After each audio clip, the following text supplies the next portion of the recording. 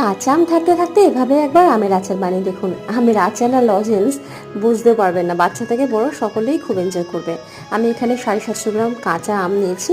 ভালো মতো ধুয়ে খোসা ছাড়িয়ে নিয়ে আমগুলোকে এরমভাবেই লম্বা লম্বি চির লাগিয়ে কেটে নিয়েছি। চাইলে আমগুলো অর্ধেক করে নিয়ে এরকম পাতলা পাতলা করে কিন্তু কেটে নিতে পারেন, যেমন সুবিধা। তারপরে যতটা আম তার থেকে 150 গ্রাম কম পরিমাণে দেবো চিনি। ভালো মতো মেখে নিয়ে আধ ঘন্টা থেকে 1 ঘন্টা রেস্টে রেখে দেবো, যতক্ষণ না চিনিটা গলে যায়।